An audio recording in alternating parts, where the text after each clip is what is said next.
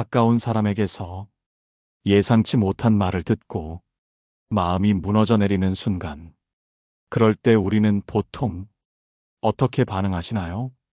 바로 해명하려 하거나, 괜찮다고 얼른 넘어가거나, 아니면 화를 내며 관계를 망가뜨리기도 하죠. 하지만 오늘 여러분께 전해드릴 이야기는 전혀 다른 방법입니다. 상처받은 후에도 오히려 더 귀한 존재가 되어 상대방이 나를 소중히 여기게 만드는 특별한 방법이죠. 이 방법을 알게 되면 여러분의 모든 관계가 한 단계 더 성숙해지고 존중받는 관계로 변화하게 될 겁니다. 먼저 이것부터 분명히 하고 갑시다. 관계에서 상처받는 것은 피할 수 없는 일입니다. 하지만 그 상처를 어떻게 다루느냐에 따라 우리의 품격과 가치가 결정됩니다.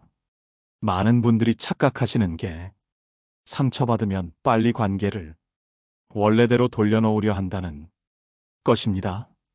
하지만 잠깐, 정말 원래대로 돌아가는 게 최선일까요? 오늘 말씀드릴 방법은 단순한 화해가 아닙니다. 관계의 균형을 바로잡아 진정한 존중을 받는 방법입니다. 1단계, 즉각 반응하지 않기. 자, 그럼 첫 번째 단계부터 시작해 보겠습니다. 바로 즉각 반응하지 않기, 침묵의 힘입니다. 여러분, 상처받은 순간 가장 하고 싶은 일이 뭔가요? 바로 해명하거나 따져 묻고 싶겠죠? 하지만 여기서 잠깐, 감정이 격해진 상태에서 하는 말과 행동은 대부분 후회하게 됩니다. 더 중요한 건 즉각 반응하면 상대방이 나를 쉽게 흔들 수 있는 사람으로 인식하게 된다는 점입니다. 그래서 첫 번째 원칙은 최소 하루 이상 연락과 응답을 멈추고 마음을 정리하는 것입니다. 이때 절대로 즉각적인 사과를 요구하거나 괜찮다는 말을 해서는 안 됩니다. 침묵은 때때로 가장 강력한 메시지가 됩니다. 상대방은 이렇게 생각하게 되죠. 평소 같으면 바로 연락이 왔을 텐데 혹시 정말 화가 난 건가? 바로 이 순간이 상대방이 자신의 행동을 되돌아보기 시작하는 순간입니다. 2단계, 경계선 명확히 하기. 이제 두 번째 단계입니다. 경계선을 명확히 하는 것, 이것이 핵심입니다. 많은 분들이 관계에서 경계선 없이 살아가고 계십니다. 상대방이 어떤 말을 해도, 어떤 행동을 해도 그냥 참고 넘어가죠. 하지만 이것은 결코 좋은 관계가 아닙니다. 진정한 관계는 서로의 존중 위에 세워지는 것입니다. 상처 준 말이나 행동에 대해 분명히 선을 그어야 합니다. 하지만 여기서 중요한 건 표현 방법입니다. 비난하거나 공격하는 게 아니라 나 중심으로 표현해야 합니다. 예를 들어 이렇게 말이죠. 그 말은 나를 존중하지 않는 것처럼 느껴졌어. 그런 상황은 다시 겪고 싶지 않아. 공자께서 말씀하셨습니다. 예가 없으면 서지 못한다. 관계에도 예의라는 경계가 필요합니다. 이 경계선을 명확히 하는 것이 나를 귀하게 여기게 만드는 두 번째 비결입니다. 잠깐 여기서 멈춰서 생각해 보세요. 지금까지 말씀드린 두 가지 방법만으로도 여러분의 관계는 크게 달라질 겁니다. 하지만 더 중요한 건 앞으로 나올 세 가지 방법입니다. 특히 네 번째 방법은 정말 놀라우실 거예요. 계속 집중해서 들어주세요. 3단계, 자기 가치를 보여주는 생활 유지. 세 번째 단계는 자기 가치를 보여주는 생활을 유지하는 것입니다. 여러분, 상처받으면 어떻게 되나요? 기분이 우울해지고, 의욕이 떨어지고, 생활이 무너지기 쉽죠. 하지만 바로 여기서 차이가 만들어집니다. 상처받았다고 삶의 질이 무너지는 모습을 보여서는 안 됩니다. 오히려 평소보다 더 자기 관리에 힘써야 합니다. 건강관리, 취미활동, 대인관계를 적극적으로 유지하세요. 외모나 말투, 생활습관에서 품격을 유지하는 것이 중요합니다. 이렇게 하면 상대방은 이렇게 생각하게 됩니다. 저 사람은 나 없어도 빛나는 사람이구나. 정말 대단한 사람이네. 바로 이것이 나를 귀하게 여기게 만드는 세 번째 비결입니다. 상처받았을 때야말로 내 가치를 더욱 빛나게 만들어야 합니다. 4단계, 필요 이상으로 다가가지 않기. 네 번째 단계입니다. 이 부분이 정말 중요한데요. 필요 이상으로 다가가지 않는 것입니다. 많은 분들이 관계가 틀어지면 더 열심히 연락하고 더 자주 만나려고 합니다. 하지만 이것은 오히려 역효과를 낳습니다. 관계의 주도권을 되찾기 위해서는 적절한 거리 유지가 필요합니다. 상대방이 나를 잃을 수도 있는 관계임을 느끼게 해야 합니다.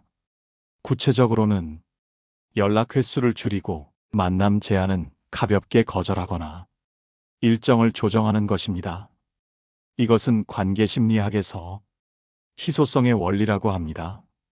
가까운 관계에서도 쉽게 접근할 수 없는 사람일 때 더 가치 있게 여겨지는 것이죠. 여러분, 이해되시나요? 밀어내는 게 아니라 적절한 거리를 두는 것입니다. 이 거리감이 상대방으로 하여금 나의 소중함을 깨닫게 만듭니다. 5단계, 회복 후 차분히 대화. 마지막 5번째 단계입니다. 충분히 회복한 뒤에만 대화를 재개하는 것입니다. 여기서 중요한 건 대화의 초점입니다. 상처를 중심으로 대화하는 게 아니라 관계의 기준을 제시하는 것입니다. 예를 들어 이렇게 말씀하시면 됩니다. 앞으로 우리 관계가 건강하려면 서로 이 부분은 지켜야 해. 나는 존중받는 관계만 유지하고 싶어. 이렇게 감정이 아닌 원칙으로 대화하면 상대방은 여러분을 성숙하고 존엄한 사람으로 인식하게 됩니다. 이것이 마지막 단계, 원칙 기반 대화의 힘입니다. 자, 지금까지 5단계를 모두 말씀드렸습니다. 다시 한번 정리해 보겠습니다. 첫 번째, 즉시 반응 대신 침묵. 두 번째, 경계선 명확화. 세 번째, 자기 가치 유지. 네 번째, 희소성 있는 거리두기. 5번째, 원칙 기반 대화. 이 5가지가 여러분을 귀한 존재로 만드는 핵심입니다. 실전 적용 가이드. 그렇다면 실제로는 어떻게 적용해야 할까요? 몇 가지 실전 팁을 말씀드리겠습니다.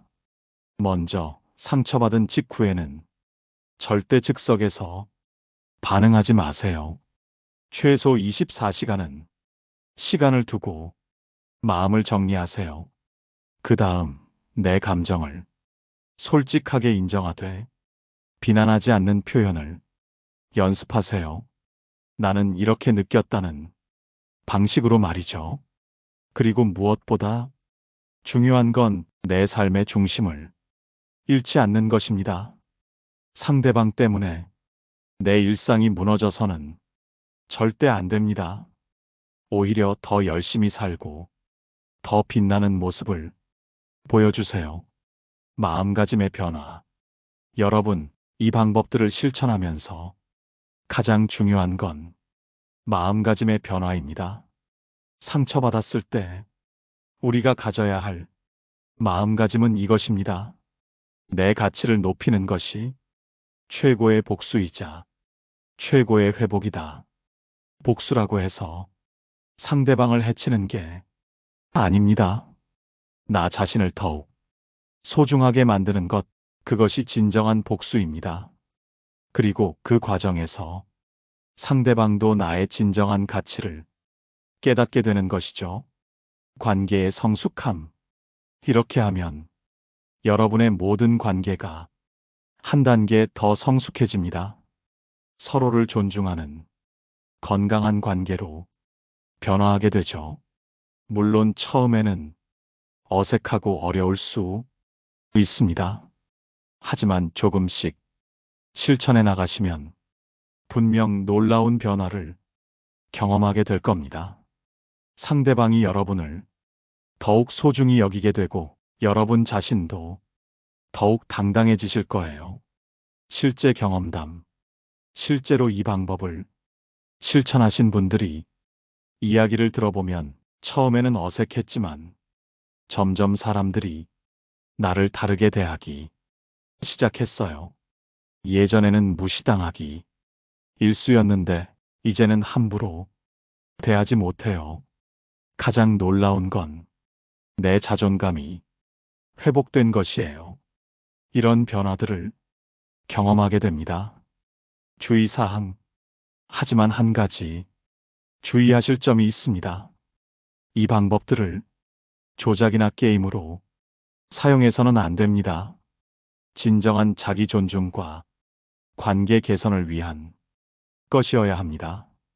상대방을 조종하려는 마음이 아니라 건강한 관계를 만들려는 마음으로 접근하세요. 그래야 진정한 효과를 얻을 수 있습니다. 장기적 관점. 또한 이 방법들은 단기간의 결과를 기대하는 것이 아닙니다.